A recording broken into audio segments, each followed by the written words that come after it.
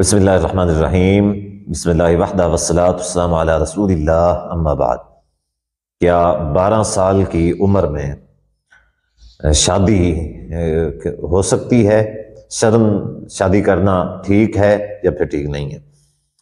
اس حوالے سے پچھلے دنوں ایک واقعہ مشہور ہوا جس میں ایک بچہ اور بچی جن کی عمر تقریباً 12 سال تھی کم و بیش، تو وہ آپس میں ایک دوسرے کے ساتھ پب جی گیم کھیلتے تھے، ساتھ میں پھر ملاقات ہوئی، پھر ملاقات سے دوستی، پھر نکاح، پھر انہوں نے نکاح کر لیا۔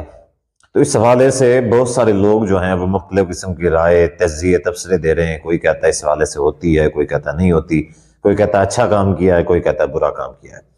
اس حوالے سے شریعت کیا کہتی ہے؟ آئیے سب سے پہلے تو میں آپ کو یہ بتانا چاہتا ہوں کہ شریعت کے لیے شادی کی کوئی بھی عمر جو ہے وہ متعین نہیں ہے کہ فلاں عمر میں شادی کرنی چاہیے، فلاں میں نہیں کرنی چاہیے۔ کیونکہ پہلی بات تو یہ ہے کہ بلوغت کسی کو کس عمر میں آتی ہے، کسی کو کس عمر میں آتی ہے، پہلی بات۔ دوسری بات یہ ہے کہ شادی کے لیے بلوغت کا ہونا ضروری نہیں ہے، فرض نہیں ہے، یعنی کوئی بالغ ہے کوئی بالغ نہیں ہے، ٹھیک ہے؟ اس حوالے سے فرض نہیں ہے شریعت میں کہ کوئی بالغ ہے تو شادی کرے، جو بالغ نہیں ہے صحیح معنی میں وہ شادی نہ کر سکتا ہے۔ شریعت اس حوالے سے بالکل بھی خاموش ہے، اس وجہ سے کہ شریعت کسی کی عمر نہیں دیکھتی، شریعت کسی کی ضرورت دیکھتی ہے۔ بظاہر آپ دیکھیں کہ ظاہر ہے کہ وہ جو بچہ اور بچی تھے، وہ دونوں بچے جو تھے، ظاہر ہے کہ ان کو اس چیز کی ضرورت محسوس ہوئی تو انہوں نے شادی کی۔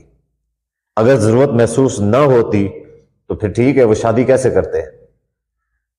تو یہ ضرورت محسوس ہونا یہ بلوغت کی نشانی ہے، پہلی بات تو یہ۔ لیکن اگر بلوغت نہیں بھی آئی، بچے محسوس کرتے ہیں اس چیز کو، ان کی شادی کی جا سکتی ہے۔ شادی کرنا شرعاً جو ہے وہ صحیح ہے، شریعت کے اندر اس چیز کا کہیں بھی کوئی ممانعت یا قباحت موجود نہیں ہے۔ بلکہ قرآن مجید میں سورۃ الطلاق کی آیت نمبر 4 ہے۔ اعوذ باللہ من الشیطان الرجیم، بسم اللہ الرحمن الرحیم، واللائی یئسن من المحیض من نسائکم ان ارتبتم فعدتہن 3 اشہر واللائی لم یحضن۔ قرآن مجید کی اس آیت میں اللہ تبارک و تعالی بعض خواتین کی عدت بیان فرما رہے ہیں کہ ایسی عورتیں کہ جن کا یعنی مینسز جو ہیں، جن کا حیض بند ہو گیا ہے، یئسن من المحیض یعنی وہ مایوس ہو چکی ہیں حیض سے، حیض ان کا ختم ہو گیا ہے، عمر اتنی زیادہ ہو گئی ہے، تو فعدتہن 3 اشہر، ان کی عدت کتنی ہے؟ 3 مہینے۔ آگے اللہ تبارک و تعالیٰ نے ان عورتوں کی بھی عدت بیان کی، واللائی لم یحضن، کہ ایسی عورتیں کہ جن کی عدت، جن کا حیض ابھی تک شروع ہوا ہی نہیں ہے، واللائی لم یحضن، ان کی عدت بھی شریعت نے مقرر کر دی ہے۔ گویا کہ اس سے ایک بات یہ سمجھ آتی ہے کہ شریعت نے ان کی عدت کیوں بیان کی ہے؟ جب ان کو شادی نہیں کرنی چاہیے تو ان کی عدت کیوں بیان کی ہے؟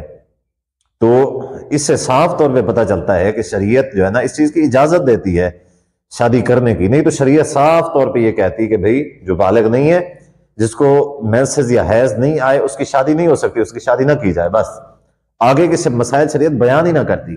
اب چونکہ شریعت نے واللائی لم یحضن کہہ کے ان کی عدت بیان کر دی ہے، تو اس سے صاف طور پہ یہ پتہ چلتا ہے کہ ایسی عورت جس کا ابھی تک مینسس یعنی حیض آیا نہیں ہے، اس کی عدت بیان کی جا رہی ہے۔ ہو سکتا ہے اس کا شوہر فوت ہو جائے، ہو سکتا ہے اس کو طلاق ہو جائے، تو اس حالت میں کہ اس نے نکاح کر لیا، شادی کر لی، شادی کر لینے کے بعد بھی اس کے شوہر نے طلاق دے دی، اس کو ابھی تک جو ہے نا حیض نہیں آیا، یعنی وہ بلوغت کو نہیں پہنچی اس چیز کو۔ یا پھر یہ ہے کہ شوہر فوت ہو گیا لیکن اس کے باوجود یہ ہے کہ اس نے تھوڑا بہت جتنا عرصہ شوہر کے ساتھ گزارا، اس کے باوجود اس کا حیض ابھی تک شروع نہیں ہوا۔ تو قرآن مجید کی اس آیت سے واضح طور پہ یہ بات سمجھ آتی ہے کہ جس کو بھی شادی کی ضرورت ہے، وہ چاہے بالغ ہے یا نہیں ہے، جس کو شادی کی ضرورت ہے وہ شادی کر سکتا ہے۔ اب اس حوالے سے ہمارا معاشرہ جو تنقید کرنے والے لوگ ہیں، جو اس کو برا کہتے ہیں، وہ کیا ہے؟ وہ دوسرے معاشرے کو اچھا کہتے ہیں، یعنی گرل فرینڈ والا، بوائے فرینڈ والا جو سسٹم ہے، یہ اس طرح کا جو ہے دوستی وغیرہ، بیسٹ فرینڈ وغیرہ وغیرہ، اس طرح کے یعنی وہ تعلقات کو وہ بڑھاوا دینے والے لوگ ہیں۔ وہ ان تعلقات کو صحیح کہتے ہیں لیکن شادی کو ناجائز کہتے ہیں، شادی کو غلط کہتے ہیں۔ یہ منافقت ہے، یہ ان کا دوہرا رویہ ہے، دو چہروں والی بات ہے۔ یعنی اگر کوئی شرعی تقاضے سے ایک اچھے طریقے سے یعنی وہ اگر نکاح کر لیتے ہیں تو وہ ان کے لیے غلط ہو جاتا ہے، اگر ناجائز تعلقات بناتے ہیں تو ان کے لیے صحیح ہو جاتا ہے۔ تو چونکہ شریعت نے زنا کو یعنی بند کرنا ہے اور شریعت نے نکاح کو عام کرنا ہے، تو اس کے لیے پھر یہی ہے کہ نکاح کو آسان کیا جائے تاکہ زنا کا جو راستہ ہے وہ بند ہو سکے، بجائے اس کے کہ جتنا زیادہ نکاح کو یعنی تنگ کیا جائے گا، مشکل بنا دیا جائے گا، زنا اتنا ہی زیادہ آسان ہو جائے گا۔ کیونکہ اب ایک شخص ہے جس کی بچہ ہے، بچی ہے، جس کی ضرورت ہے، جس کو ضرورت ہوتی ہے اس چیز کی، تو ظاہر ہے کہ اگر اس کو جائز طریقے سے نہیں ملتا تو پھر وہ ناجائز سے کوشش کرے گا اس چیز کی۔